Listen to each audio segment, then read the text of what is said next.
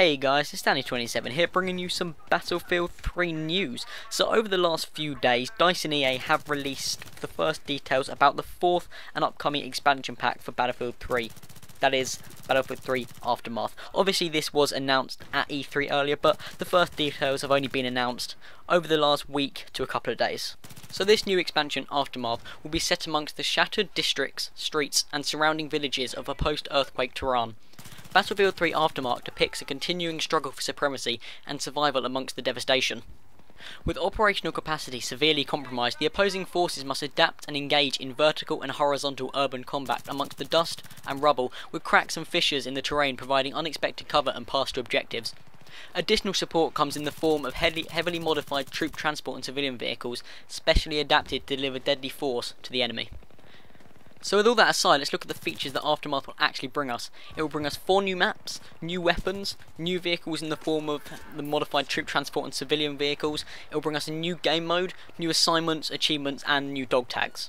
So immediately that caught my attention was the new game mode that they'll be introducing, seeing as obviously gun game was introduced in close quarters. We haven't been actually told what the new game mode in Armoured Kill will be, and I'm interested and intrigued to see what the new game mode in Aftermath will be. Hopefully it will be something to do with a dynamic map, which would be absolutely fantastic, seeing as it would fit with the whole earthquake type setting they're going for, and it is also happening in both Caspian Border at the moment and in the story mode of the game, where you end one of the missions with the building collapsing down on you in the back of the pickup truck. So hopefully they could include something like that in the multiplayer of the game. Maybe having buildings collapsing could section off different parts of the map, leaving you in a smaller confined area, having to fight a lot harder and a lot more close quarters. It could end up, or it could start out in a big wide open city and then get smaller and smaller and smaller until you are definitely in very close quarter combat. It could bring a whole new dynamic to the game.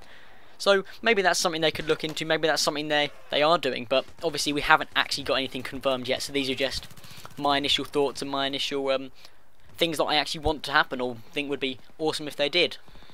I think the introduction of civilian vehicles is actually a really cool aspect of the new expansion. Seeing as Insane Crossing and other maps that are similar, we see these abandoned cars lying on the side of the road that seem, in my eyes, pretty drivable, and it would be awesome if we were able just to get in those cars and drive them however we want. Maybe they'd have to adjust the handling, maybe they'll just handle like the Jeeps that they already do, but it would be really cool if we could just get in any civilian car that we chose and just drive from one end of the city to the other. Also, seeing as they said they're heavily modified civilian vehicles, they could also have guns mounted on them. They could have a pickup truck with a gun mounted on the back, which is generally what you see in films and video games when they're depicting rebel forces, so maybe they could go along the lines of that. Also, in the artwork, there does appear to see the soldiers look a bit more rugged, so maybe they could be introducing new camos and stuff along those lines. Maybe the cars will look really rugged. That could be a whole new stylized point of view from vehicle types, so that would also include the civilian vehicles as they've been modified and kind of almost thrown together with any scraps they can find during this earthquake. What I am hoping they don't do, however, is make the maps too small, to make them all a lot of close quarter combat, because and honestly, I did enjoy close quarters, but it wasn't my favourite. It's not what I expected from Battlefield. I like the medium to long range combat. Obviously the occasional close range is fine, but when the whole map is all close range combat, and it's not the most enjoyable experience in the world, so hopefully they don't make it too small. But what they do seem to be doing is going for a mixture of close quarters and armoured kill. Obviously close quarters was the very close quarter combat. Armoured kill is wide open maps, all tanks, all vehicle gameplay. Obviously there's going to be infantry, but the maps are going to be huge. So what it appears they're doing in Aftermath is maybe focusing on the lighter armour type things like Amtraks and so troop transport vehicles like that, but maybe not so heavily armoured, which also ties in with the civilian vehicles again, making so they wouldn't be able to get the toughest type of armour, but tough enough so that they could withstand, I don't know, an RPG or two maybe. But I think that would be a good thing. They also seem to be doing the map size.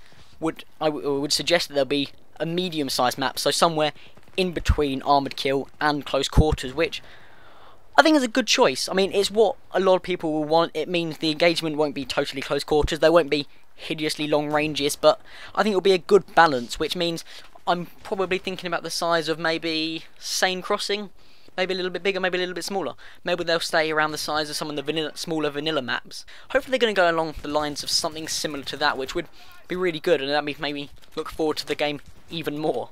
I think having maps that size would both be in favour of the PC and console players, because obviously console players, we can't have the 64-man servers that those PC players have.